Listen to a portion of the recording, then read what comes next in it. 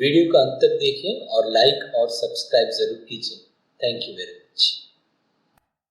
Surface area and volumes, class 9. Question है, what length of tarpaulin 3 meter wide will be required to make conical tent of height 8 meter and base radius 6 meter? Assume that the extra length of the material that will be required for stitching margins and wastage in cutting is approximately 20 centimeter. Use pi equal to 3.14। यहाँ पर tarpaulin का length हमें find out करना है जिसका width है 3 metre और इस तारपोलिन से एक कोनिकल टेंट बनाना है जिसका हाइट होगा 8 मीटर और बेस रेडियस होगा 6 मीटर। एज्यूम करना है कि एक्स्ट्रा लेंथ जो मार्जिन को स्टिच करने के लिए और कटिंग में जो वेस्टेज होता है उसके लिए हमको 20 सेंटीमीटर लेना है। फिगर में देख सकते हैं जैसे कि एक तारपोलिन लिया हुआ है जिसको दो पार्ट्स में डिवाइड किया हुआ है। यहाँ पर एक पार्ट का लेंथ आप देख सकते हैं x मीटर है और दूसरे पार्ट का लेंथ जो है 20 सेंटीमीटर, विड्थ 3 मीटर है। यहाँ पर जो x मीटर का लेंथ है उससे ही हमको कोनिकल टेंट बनाना है और ये जो 20 सेंटीमीटर का लेंथ जो गिवन है उसे हमें मार्जिन को स्टिच करने के लिए और कटिंग में जो वेस्टेज होता है उसके लिए ये चीज यूज करना है इस पार्ट को। तारपोलिन का हम यहाँ लेंथ देख सकते हैं x मीटर प्लस 20 सेंटीमीटर है, विड्थ जो है 3 मीटर है। अब यहाँ पर इस पोर्शन से हमें कोनिकल टेंट बनाना है तो पहले हमें पता करना पड़ेगा कि इसका एरिया कितना है, तारपोलिन का कितना स्क्वायर मीटर एरिया से हम टेंट बनाएंगे। हमें इस पार्ट का एरिया फाइंड आउट करना है। तो आप देख सकते हैं इस पार्ट का लेंथ जो है x मीटर है और विड्थ जो है 3 मीटर है। तो चलिए हम इसे लिख लेंगे। L लेंथ है x मीटर और B मींस ब्रेथ या विड्थ है 3 मीटर। एरिया आप जानते हैं कि लेंथ इंटू ब्रेथ होता है, क्योंकि ये रेक्टेंगुलर शेप में है तो लेंथ इंटू ब्रेथ होगा। L का वैल्यू और B का वैल्यू हमने पुट कर लिया है तो x इंटू 3 यूनिट होगा हमारा मीटर स्क्वायर। x इंटू 3 आएगा 3x यूनिट है मीटर स्क्वायर।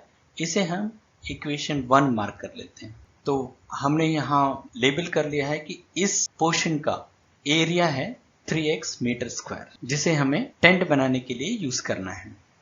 तो यहाँ पर एक कोनिकल टेंट हमें बनाना है तो जिसका हाइट है 8 मीटर और उसका रेडियस है 6 मीटर। तो चलिए हाइट 8 मीटर हमने लिख लिया और रेडियस लिख लिया 6 मीटर। हमें यहाँ पर स्लैंट हाइट पता करना पड़ेगा तो slant height equal to L equal to square root R square plus H square. अब R और H का वैल्यू हम यहाँ पुट कर लेंगे। L इक्वल टू आ जाएगा square root 6 square plus 8 square. 6 square 36 होता है, 8 स्क्वायर 64 होता है। इक्वल टू आएगा स्क्वायर रूट 36 प्लस 64। अब इन दोनों को ऐड कर लीजिए तो L इक्वल टू हो जाएगा स्क्वायर रूट 100 और स्क्वायर रूट 100 का आंसर होता है 10 यूनिट है मीटर। L का आंसर आ चुका है 10 मीटर।